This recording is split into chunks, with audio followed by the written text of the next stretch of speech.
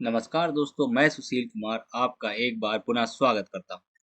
दोस्तों, आज की वीडियो में हम लोग जानेंगे कि किस प्रकार वर्ष 23-24 की कार्य योजना को ई ग्राम स्वराज पर अपलोड किया जाए। जैसा पूर्व की भांति हमको मालूम है कि हम लोग करते क्या थे कि एक्टिविटी को लिखते थे, फंड एलोकेट करते थे और प्लानिंग सेक्शन से उसको सेव एंड फॉरवर्ड करके आगे बढ़ा देते हैं। इस बार भी यही करना है, लेकिन इस बार बहुत सारी चीज़ों पर बदलाव हुआ है। उस बदलाव के आधार पर ही आपकी कार्य योजना ई ग्राम स्वराज पर अपलोड होगी।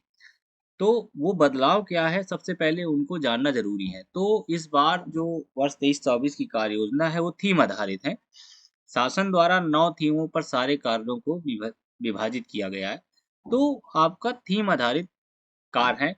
वहीं meeting online dot G O V dot in vibrant Gram Sabha का जो पोर्टल है, meeting online dot G O V dot in, उस पर प्रत्येक ग्राम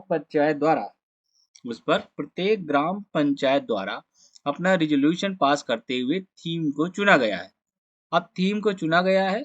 अधिकतर ग्राम पंचायतों द्वारा पहले 3 थीम को चुना गया है, लेकिन अब आप मॉडिफाई करते हुए उसे 1 या 2, अधिकतम 2 है अब, अधिकतम 2 थीम, कम से कम 1 थीम और अधिकतम 2 थीम पर आप चुनाव कर सकते हैं। यानी आपने पूर्व में जो थीम का चुनाव किया है, आपको उचित नहीं लगता है, तो अभी meeting online dot G O V dot in पे जाते हुए आप अपने थीम को मॉडिफाई कर सकते हैं। लेकिन ध्यान दीजिए, जो भी थीम का चुनाव होगा, आपकी कार्य योजना में जो थीम है, उस थीम पर मौजूद 50% कार्यों को कार्य योजना में लेना जरूरी है। फिर ध्यान दीजिए कि जो भी थीम चुना है, जैसे मैं आपको यहाँ पर दिखाता हूँ।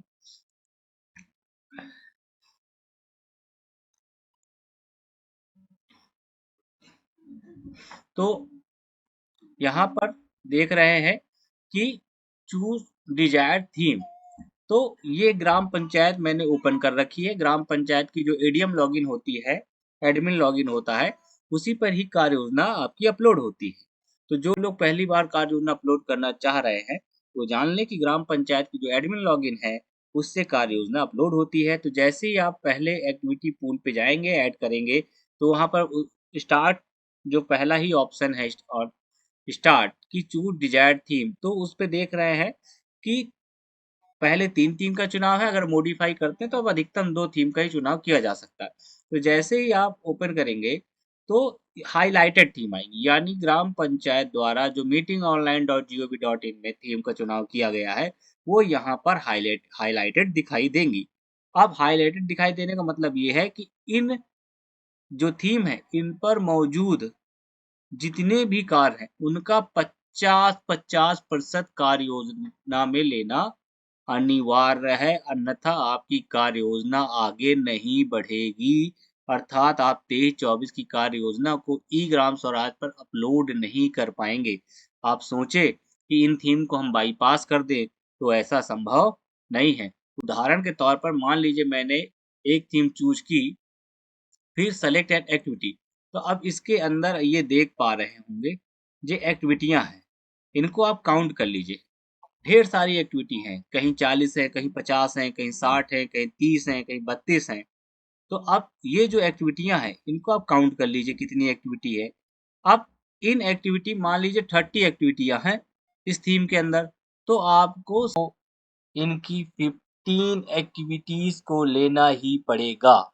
और आप कम से कम 1 थीम और अधिकतम 2 थीम अगर मॉडिफाई कर रहे हैं, तो meeting online dot G O V dot in पे, अगर नहीं कर रहे हैं तो आपकी 3 थीम शो कर रही हैं, तो आपको सब में से 50-50% जो भी एक्टिविटी दिख रहे हैं उनका लेना है।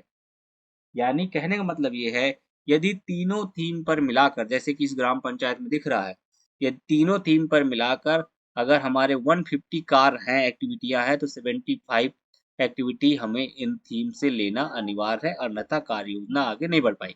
तो पहला बारीकी ये है कि आपको थीम का चुनाव करना है।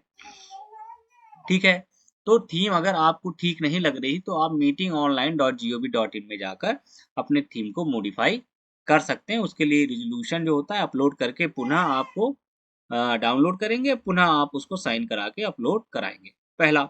दूसरा, पहले ये था कि जो केंद्रीय वित्त था, उसका रिसोर्स एनवलप फिक्स होता था। लेकिन इस बार राज्य वित्त का भी रिसोर्स एनवलप फिक्स है, यानी आप राज्य वित्त में अनचाही कार्य योजना को बना नहीं सकते। जैसे हम लोग आ जाते हैं रिसोर्स एनवलप में, देखते हैं fund and public resource envelope लिखा हुआ है। इसका मतलब ये होता है कि यहाँ पर आपको धनराशि प्रदर्शित होती है, जितनी धनराशि प्रदर्शित होती है उतनी ही आप कार्य योजना बना पाएंगे, उतनी धनराशि की। अब जैसे आप सेंट्रल ग्रांट पे आ गए या सेंट्रल स्कीम पर आ गए, तो आप देख पा रहे हैं कि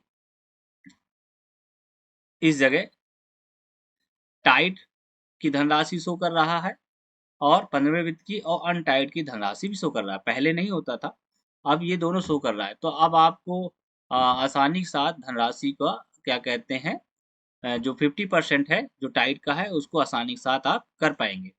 पहले ये था कि एक साथ ही 15 भी दिखाई देता था, फिर आप उसको 50-50 तोड़ते थे, फिर उसको चीज़ों को तोड़ा जाता था। तो अब आप इसमें देख रहे हैं कि टाइड है। अब टाइड का जो 50% सैनिटेशन का है और 50% ड्रिंकिंग वाटर का है। फिर दूसरा बेसिक ग्रांट है, आप विभिन्न प्रकार के कंस्ट्रक्शन कार्यों पर आप व्यय कर सकते हैं। तो ये पहले भी था, लेकिन टाइड अनटाइड के रूप में नहीं था जो इस बार है, क्योंकि मॉडिफिकेशन लगातार मिनिस्ट्री की साइडों पर होता रहता है। वहीं हम स्टेट ग्रांट की बात करें तो स्टेट ग्रांट में भी देख रहे हैं पंचम राज बिल जो उत्तर प्रदेश के अंदर चल रहा है, उस पर भी देख रहे हैं धनराशि फिक्स है। लोग पहले करते क्या थे कि कार्य योजना को बना लेते थे, काफी बड़ी बना ली, क्योंकि 15वें वित्त में पैसा शो कर रहा था तो कम बना पाते तो राज्य वित्त में बढ़ा लेते थे। लेकिन इस बार वो भी गुंजाइश नहीं है, यानी कार्य योजना बनाते वक्त सबसे पहला काम ये करें कि रिसोर्स एनवलप को ओपन कर ले, वहां केंद्र वित्त में कितनी धनराशि, जिसपे अनटाइड कितना टाइड कितना है उसको लिख लें, और जो आपका, यदि आप उत्तर प्रदेश से बिलोंग कर रहे हैं तो आपका जो पंचम राज वित्त है उस उस पर कितनी धनराशि प्रदर्शित हो रही है उसको आप लिख लीजिए। इन दोनों राशियों को जोड़ लीजिए, इतनी ही कार्य योजना आपकी बन पाएगी जितनी यहाँ पर धनराशि प्रदर्शित हो रही है। इसके अलावा आप नहीं कर पाएंगे। बाकी अन्य विभागों की या अन्य एक्टिविटियां लेते हैं तो आपको धनराशि लिखने का यहाँ पर आप क्या कर सकते हैं, ऐड कर सकते हैं। मान लीजिए कोई स्कीम है, उसकी धनराशि प्राप्त हुई है तो आप अपने कार्य योजना में उसको मेंशन कर सकते हैं। उसको यहाँ पर आपको ऐड करने का ऑप्शन होता है, यानी ये ऐड भी हो सकती है और मैनेज भी हो जाएगी।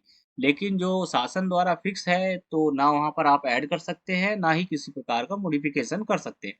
तो आपने इसमें दूसरी चीज क्या हो गई कि जो रिसोर्स एनवलप है उसमें राज्य वित्त की स्कीम भी क्या है, यहाँ पर जो धनराशि है वो यहाँ पर फिक्स कर दी गई है। आप अत्यधिक कार्य योजना अब नहीं बना सकते, अपने मन की धनराशियों को नहीं लिख सकते हैं। आगे बढ़ते हैं। इसमें एक और इस पर ध्यान दिया गया है कि शासन द्वारा जो गाइडलाइन का जो हिस्सा है कि जो आपका प्रशासनिक मद है और ऑपरेशनल जो एक्टिविटीज होती है, तो पहले आप काफी ज्यादा डालते थे। गाइडलाइन में था कि 10% से ज्यादा एक्सीड ना किया जाए, लेकिन साइड में इस तरह की व्यवस्था नहीं थी। वर्तमान में जो केंद्रीय वित्त की धनराशि है, खासतौर पे टाइड ग्रांट है, वहां पर आप 10% से ज्यादा प्रशासनिक मद व्यय नहीं कर सकते हैं। ये ध्यान दीजिए, जो ऑपरेशनल आईडी होती हैं, ऐसी एक्टिविटियां जो ऑपरेशनल के तहत आती हैं, साफ सफाई की हो गई, कुछ मानदेय अगर टाइट से अगर आप दे रहे हैं तो वो ऑपरेशनल पे जाती हैं, और वहाँ पर आप जो टाइड ग्रांट है उसका 10% से ज़्यादा वो व्यय नहीं कर पाएंगे। तो यहाँ पर टाइड ग्रांट में इसको 10% के लिए फिक्स कर दिया गया, जो अभी देखने को मिला है, क्योंकि साइट में लगातार मॉडिफिकेशन चल रहे हैं और किसी भी समय कोई भी नया कार आ सकता है। तो ये देखने वाली बात है। वैसे कहा जाता है कि खेल के बीच में रूल नहीं बदले जाते हैं, लेकिन इस साइड में लगातार बदलाव होते रहते हैं, जिससे कई बार दिक्कतों का सामना करना पड़ता है। उदाहरण के तौर पर पहले लोग करते क्या थे कि 1 लाख रुपए की कार्य योजना बनाना होता था। जहाँ 1 लाख रुपए का एक कार था तो लोग 50-50 हजार रुपए डाल के 2 कार डाल लेते थे। अब बाद में जिस कार को कराना होता था तो प्रशासनिक स्वीकृति देते वक्त धनराशि को बढ़ा लेते थे। लेकिन विगत 3 महीनों से ये मान के चलिए कि वो व्यवस्था भी खत्म हो गई है। अब ये है कि जो प्रशासनिक स्वीकृति देंगे, यानी जो आपका प्रपोज़ कास्ट है, जो भी आपका प्रपोज़्ड कास्ट है, उससे आप केवल और केवल 20% अतिरिक्त बढ़ाकर ही धनराशि को रिलीज़ कर पाएँगे। यानी कहने का तात्पर्य ये है कि अब अगर आप सोचें कि 50,000 रुपए डाल लूँ और 1 लाख रुपए रिलीज़ कर लूँ तो संभव नहीं है। तो उसमें केवल 20% का एक्सीड लग गया, यानी कोई भी कार खुद में भी 20% से ज़्यादा एक्सीड या त अर्थात खुद का 120% ही हो सकता है। तो 3 मेजर बदलाव हुए हैं। पहला, जो जो पूरी की पूरी कार्य योजना थीम आधारित है और आपको meetingonline.gov.in में थीम का चुनाव करना है। आप जब दोबारा मॉडिफाई करेंगे तो कम से कम 1 और अधिकतम 2 थीम का ही चुनाव कर सकते हैं। उन 2 थीम में जो भी चुनाव किया, मान लीजिए आपने 1 ही किया तो 50% एक्टिविटी लेनी है। आपने 2 थीम ली हैं तो आपकी कार्य योजना आप कितनी भी बड़ी बनाइए, लेकिन जो थीम है जो आपने चुनाव की है उस पे मौजूद एक्टिविटीज़ हैं, यानी जो कार्य हैं, उनके 50% कार्यों को आपको लेना ही लेना है। अब ये मत समझ लीजिएगा कि मान लीजिए कि उसमें 10 प्रकार के कार्य हैं, आपने एक ही कार्य को 5 बार ले लिया, नहीं। उन 5 कार्यों को, किन्हीं 5 कार्यों को आपको लेना होगा यदि 10 एक्टिविटीज़ हैं उसपे तो। तो यहाँ पर तो पहला 50% एक्टिविटीज़ आपकी होंगी जो सिलेक्टेड आपकी थीम है। फिर आप मल्टीपल थीम से भी अपने कार्यों को ले सकते हैं। दूसरा जो टाइड ग्रांट है या कहूँ सीधे-सीधा द 10% प्रशासनिक मद की जो धनराशि 10% से ज़्यादा एक्सीड नहीं हो सकती है और कोई भी कार्य योजना में जो प्रपोज़ कास्ट डाल रहे हैं किसी भी कार्य पर, तो वो जब आप उसको वित्तीय और प्रशासनिक स्वीकृति देते हैं, तो वहाँ पर जो फंड है, वो 20% से ज़्यादा एक्सीड नहीं होगा, अर्थात वो खुद का 120% होगा। तो इतना जब बेसिक चीज़ों का आप जान लेंगे, समझ लेंगे, मूल्यांकन कर लेंगे, तब आप अपनी पूरी कार्य योजना लिख लीजिए और उसको फिर अपलोड करिए। तो अपलोड करने का तरीका वही है जो पहले की भाँति था कि आप जाइए, प्लानिंग में जाइए, एक्टिविटी पूल पे जाइए और रजिस्टर एक्टिविटी। पहले वहाँ पर ऐड शब्द आता था, अब यहाँ पर रजिस्टर एक्टिविटी आया। तो आप करेंगे क्या कि एक पेज ओपन हो जाएगा। अभी आपको दिखाते हैं। जैसा कि आप देख पा रहे हैं कि ये पेज जो है वो ओपन हुआ है, तो इसमें जो ऑप्शन है उनको भरना है। अब उदाहरण के तौर पर हमको चाहिए कि हमको रोड बनाना है, तो आपको मालूम होना चाहिए रोड किस थीम पर है।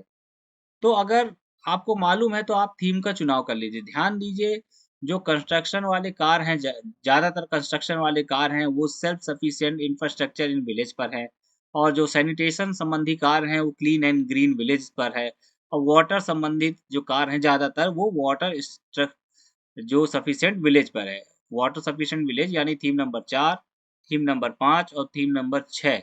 ये जो 3 थीम है इन पे ज़्यादातर वो कार्य हैं जो वर्तमान में चल रहे हैं जैसे सैनिटेशन उत्तर प्रदेश में या कहें पूरे भारत में इस समय सैनिटेशन का काफ़ी ज़ोर है। तो क्लीन एंड ग्रीन जो विलेज है ये थीम काफ़ी ज़्यादा इम्पोर्टेंट रख जाती है। तो आप उसमें देख सकते हैं आपको याद है अगर मालूम है कि किस थीम पर तो कर लीजिए, अगर नहीं मालूम है तो आपको एक स्मार्ट सर्च का ऑप्शन इस बार दिया गया है। आप स्मार्ट सर्च में जाइए और फिर सेलेक्ट बाय एक्टिविटी नेम करिए। यहाँ पर लिख दीजिए रोड और इसको सर्च कर लीजिए। तो आपको पता चल जाएगा कि जो रोड शब्द है वो किन-किन थीम में। तो देख रहे हैं क्लीन एंड ग्रीन विलेज में है, ठीक है? ये है रोड साइड प्लांटेशन यानी आप क्लीन एंड ग्रीन में अगर रोड ढूँढ रहे हैं तो वो प्लांटेशन के लिए है, यानी रोड नहीं है प्लांटेशन है, रोड साइड। दूसरा है कंस्ट्रक्शन ऑफ रोड किसमें है self sufficient infrastructure in village जो आपकी थीम नंबर 6 है, ठीक है? फिर रिपेयरिंग भी है, repairing and maintenance of road. तो रोड संबंधी जो एक्टिविटी है वो आपकी इस पे आ गई। यहीं पर कंस्ट्रक्शन जो बिल्डिंग निर्माण हो रहा है, पंचायत भवन निर्माण वगैरह, वो भी आपको इस पे यानी ज़्यादातर कंस्ट्रक्शन का जो कार्य है वो इसमें मिल जाएगा। वहीं हैंडपंप मरम्मत या आप रिवोर वगैरह कराना चाह रहे हैं तो वाटर सफिशिएंट विलेज पर भी मिल जाएगा और क्लीन एंड ग्रीन में भी देखने को मिल जाता है। लेकिन वो वहाँ पर सैनिटेशन संबंधी जुड़ जाता है, नाली-वाली हो जाएगी या हैंडपंप के आस-पास साफ-सफाई और उसका बनाना होता है प्लेटफ़ॉर्म। तो आप करते क्या हैं कि मान लीजिए एक एक्टिविटी है, हमने चूज़ कर ली कंस्ट्रक्शन ऑफ रोड, ठीक है? या तो आप थीम देख लीजिए, सारे थीम को एक-एक खोलिए, उनके जो कार्य हैं, उनको लिख लीजिए या आप स्मार्ट सर्च का इस्तेमाल कर लीजिए। आपने जैसे किया कंस्ट्रक्शन ऑफ रोड, यहाँ पर आ गया। पहले हम लोग को सेलेक्ट करना पड़ता था कि वो मेंटेनेंस है कि फ्रेश है, लेकिन चूंकि हमने कंस्ट्रक्शन लिया है तो अब वो मेंटेनेंस पे नहीं ले जाएगा। अगर हम रिपेयर को चूज करते तब वो मेंटेनेंस पे ले जाता। अब चूंकि हमने कंस्ट्रक्शन लिया है तो ये एसेट न्यू बनवाएगा। देखिए ये आपका आ गया, रोड आ गया, पब्लिक वर्क आ गया। अब आप यहाँ पर लिख दीजिए कि रोड कहाँ से कहाँ बननी, ए टू बी बनना है, सी टू डी बनना है, इंटरलॉकिंग रोड है। रोड का प्रकार क्या हो सकता है, सीसी रोड हो सकता है, इंटरलॉकिंग हो सकता है। मान लीजिए हमने लिख दिया सीसी रोड लिख दिया।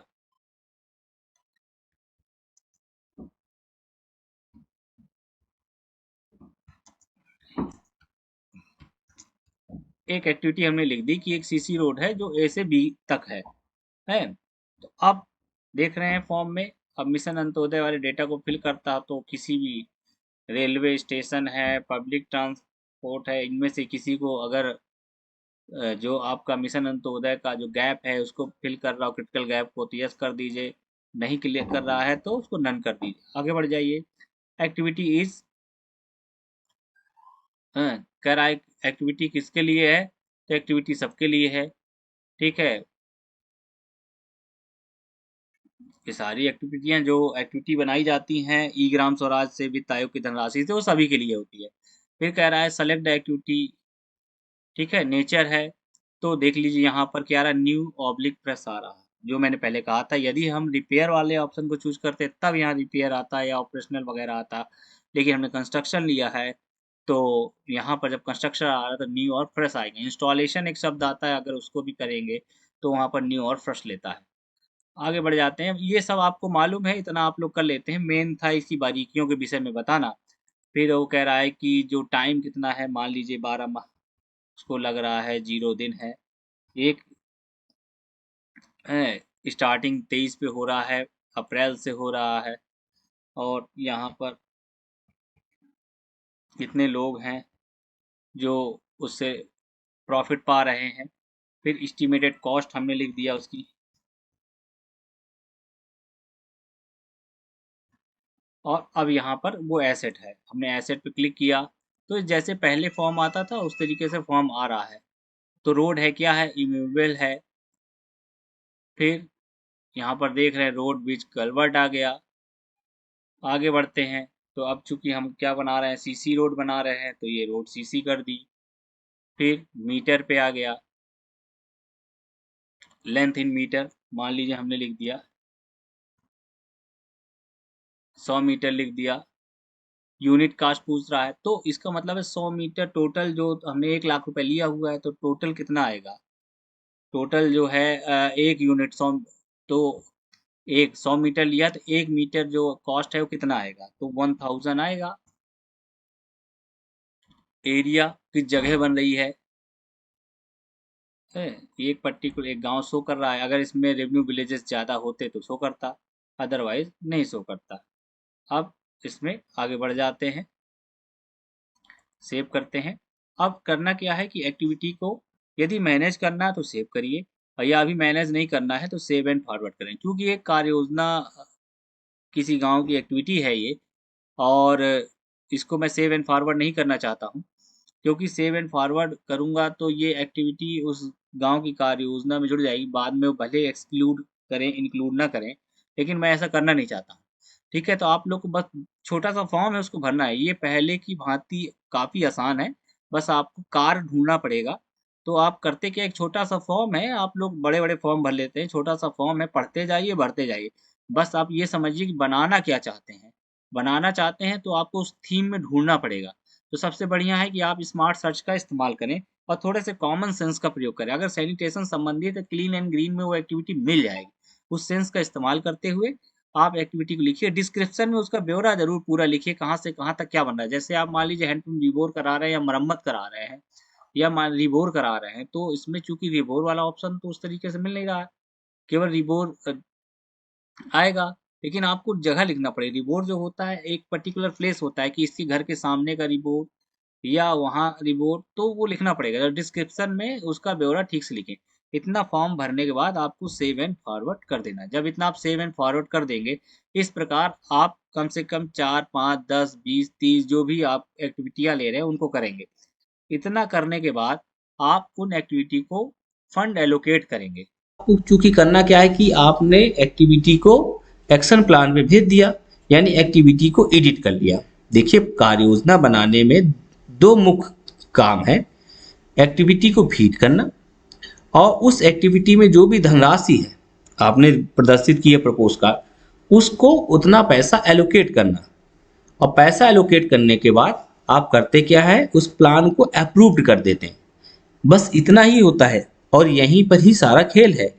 यानी जो भी गणित करनी है, आपने एक्टिविटी फीड की, उसको प्रपोज कास्ट दिया, प्रपोज कास्ट देने के बाद आपने सेव एंड फॉरवर्ड कर दिया, यानी एक्शन प्लान पर आपने उसको भेज दिया। अब एक्शन प्लान पर आप करेंगे क्या, उस एक्टिविटीज को जो फंड एलोकेट करेंगे, फंड कहाँ से एलोकेट हुआ, कहाँ से कटेगा, कहाँ से, तो आपने रिसोर्स एनवेलप में जो देखी थी धनराशि, वही आपका फंड है। यानी उतनी ही धनराशि को आपको एक्टिविटी करना क्या है, एलोकेट करना है। कितना पैसा एलोकेट करेंगे, जो भी आपने प्रपोज्ड कास्ट में धनराशि को पैसा प्रदर्शित कर रखा है। तो आपने किया कि जब एक्टिविटी ऐड कर ली तो एक्शन प्लान के टैब पे गए और एक्शन प्लान में आपको दो मिलेंगे, ऐड का और मैनेज का। तो चूंकि फर्स्ट टाइम अगर आप कर रहे हैं, आपने सारी एक्टिविटी भेज दी है और फर्स्ट टाइम क्या कहते हैं एक्शन प्लान ओपन कर रहे हैं, तो आप कहाँ पर जाएंगे, ऐड में जाएंगे। तो जब ऐड में जाएंगे तो सारी एक्टिविटियाँ इस प्रकार प्रदर्शित होंगी जैसा कि आपको दिख रहा है। ये किसी कार्य योजना की 4 एक्टिविटीज हैं जो ऐड की गई और उसको सेव एंड फॉरवर्ड कर दिया गया। तो इसी प्रकार मान लीजिए 4 होती, 10 होती, 20 होती, 30 होती, ज़्यादा होती, वो इस प्रकार आपके सामने प्रदर्शित हो रही होती।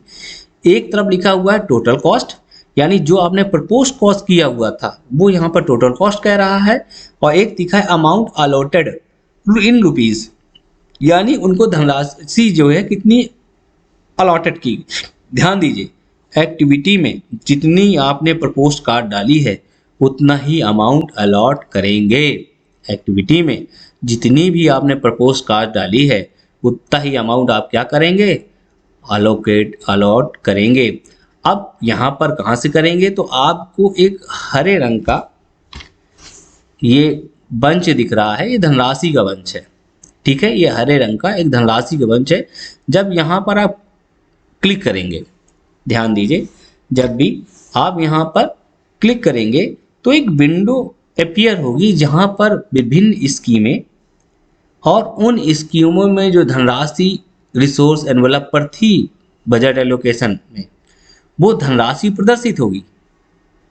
यहीं पर मेन दिक्कत होती है। आपने कार्य योजना तो टाइप कर रखी है, अगर आपने एक्सेल पे पहले से फिट कर रखा है या एक कागज में पहले से लिख रखा है कि इस कार को हम टाइट से लेंगे, इस कार को हम अनटाइट से लेंगे, इस कार को हम नरेगा में देंगे, इस कार को हम क्या कहते हैं राज्य वित्त में देंगे, और मान लीजिए टाइट पर भी आपने सैनिटेशन के कार में जो है वो अलग कर लिया और पेयजल के कार अलग कर लिया, तो आसानी के साथ कार्य योजना आपकी आगे बढ़ती चली जाएगी। लेकिन अगर यहाँ पर आप थोड़ा ध्यान नहीं देंगे, अपनी गणित का इस्तेमाल नहीं करेंगे, तो निश्चित तौर पर आपको बहुत ज़्यादा दिक्कत होगी, आप अपनी कार्य योजना को आगे नहीं बढ़ा पाएंगे। यानी आपने कार्य योजना फीड कर ली, एक्टिविटी फीड करना एक आसान काम है क्योंकि वहाँ पर आप फीड कर रहे हैं, फीड किया बढ़ा दिया, आप पैसे एलोकेट कर रहे हैं। तो आपको एक्टिविटी फीड करने में प्रपोज कार्ड इस हिसाब से लेनी है, प्रपोज कार्ड इस हिसाब से लेना है कि जो रिसोर्स एनवलप है उसमें दी गई धनराशि है, जब उसका आवंटन करें तो पूरा पूरा आवंटन हो जाए। ध्यान दीजिए, ना 1 रुपए कम हो ना 1 रुपए ज़्यादा, जितना भी रिसोर्स एनवलप में धनराशि प्रदर्शित हो रही है वो पूरी की पूरी धनराशि की कार्य योजना आपको बनानी पड़ेगी, ना 1 रुपए कम ना 1 रुपए ज़्यादा। करें क्या कि आपने क्या किया, उसमें धनराशि को अलोकेट कर दिया। अब पैसे धनराशि एलोकेट कर दिए, बराबर बराबर तरीके से एलोकेट हो गया। तो अब करें क्या, जो कार्रवाई रजिस्टर है यानी ग्राम सभा में बैठक हुई होगी, कार्यों का निर्धारण हुआ, कार्यों का निर्धारण जब हुआ होगा तो उस बैठक की कार्रवाई पर उसको लिखा गया होगा, वो कार्रवाई है उसको अपलोड करना पड़ता है, इसी को हम लोग जीपीडीपी कहते हैं। तो कार्रवाई हम लोग अपलोड करेंगे, अपलोड करने, ठीक है, और जब अपलोड हो जाएगी तो आप करें क्या कि save and forward to approval, एक आपको बटन दिख रहा है, ये यहां पर क्या करें, क्लिक कर दें। जब भी save and forward to approval कर देंगे तो यहां से अगर आपका प्लान सक्सेसफुली आगे बढ़ गया, कोई एरर नहीं किया, तो समझ लीजिए आपको सफलता मिल गई। जैसे ही आपने save and forward to approval किया और वो सक्सेसफुली बिना किसी एरर के फॉरवर्ड हो गया, तो समझ लीजिए आपने कार्य योजना अपलोड कर ली, यानी आपने एक तरीके की विजय हासिल कर ली। यहीं पर सब लोगों को ज़्यादातर दिक्कत होती है, क्योंकि जो एलोकेशन ऑफ फंड है वहाँ पर लोग गलती करते हैं और वहाँ पर क्या कहते हैं, धनराशि एक्टिविटीज़ को ठीक से एलोकेट नहीं करते हैं, स्कीमें ठीक से चुन नहीं पाते हैं और गलतियाँ हो जाती हैं। इसीलिए पहले से ही जो भी आपकी कार्य योजना है उसको एक जगह से एडिट कर लीजिए, एक्सेल में एडिट कर लीजिए, माइक्रोसॉफ्ट एक्सेल में उसकी प्रपोज कार्ड ले लीजिए और सम करके देख लीजिए। और ओवरऑल सम सभी की स्कीमों का और जिन भी एक्टिविटी में कर रहे हैं इनका जो आपका रिसोर्स एनवेलप है उसके बराबर होना चाहिए। और टाइड वाले में खास तौर पे देख लीजिए, जब भी टाइड के कर रहे हैं, मान लीजिए 50 रुपए की आपने एक्टिविटी बनाई, ठीक है, और तो 25 रुपए उसमें की आपकी सैनिटेशन की होनी चाहिए, 25 रुपए की आपकी पेयजल की होनी चाहिए, ड्रिंकिंग वाटर की होनी चाहिए। अगर ऐसा नहीं करेंगे तो फिर आप कार्य योजना को आगे नहीं बढ़ा पाएंगे। तो अब होगा क्या कि जैसे ही आपने फॉरवर्ड कर दिया प्लान को अप्रूवल के लिए, तो होगा क्या कि ये पूरा पूरा प्लान यानी एक्टिविटी को आपने दिया था, फंड एलोकेट किया था और उसको आगे कर दिया, तो वो सारी एक्टिविटीज़ दिखाई देंगी। अब जब एक्टिविटीज़ वो दिखाई देंगी तो एक्टिविटीज़ जो दिखाई देंगी, अब उसमें करेंगे क्या कि सारी एक्टिविटी को आप टिक करते जाएंगे अप्रूव वाले बटन पर। एक रेडियो बटन होगा अप्रूव वाला, वहाँ पर आप वहाँ पर क्या करते जाएंगे, उसको टिक करते जाएंगे और टिक करने के बाद उसको क्या कर देंगे, अप्रूव कर देंगे। इस प्रकार आपकी जो कार्य योजना है पूरी तरीके से अप्रूव हो जाएगी और आसानी के साथ आप उसको कार्य को कर पाएंगे। लेकिन होगा कैसे, आपने सेव एंड फॉरवर्ड तो कर दिया, तो वहां कैसे पहुंचेंगे। अब चूंकि सेव एंड फॉरवर्ड कर दिया तो आप फिर से जाएंगे एक्शन प्लान पर। एक्शन प्लान के आप मैनेज टैब पर जाएंगे। मैनेज टैब पर एक आपकी पॉपअप विंडो सामने आएगी, वहां पर आप सेलेक्ट करेंगे पेंडिंग फॉर अप्रूवल ऑप्शन। ध्यान दीजिए, एक विंडो आएगी, वहां पर आप क्या सेलेक्ट करेंगे, प्लान पेंडिंग फॉर अप्रूवल। इस ऑप्शन को आप सेलेक्ट करेंगे और गेट डेटा कर देंगे। जैसे गेट डेटा कर देंगे तो सारी की सारी एक्टिविटीज आपके सामने आ जाएगी जो आपने फॉरवर्ड की थी। वहां पर आपके अप्रूव और रिजेक्ट के दो रेडियो बटन दिखाई देंगे, तो आप अप्रूव अप्रूव अप्रूव सभी एक्टिविटी को अप्रूव कर लीजिए और सभी एक्टिविटी को अप्रूव में टिक करने के बाद उसको फाइनल अप्रूव कर दीजिए और यहाँ से प्लान क्या होगा, आपका सक्सेसफुली अपलोडेड हो जाएगा।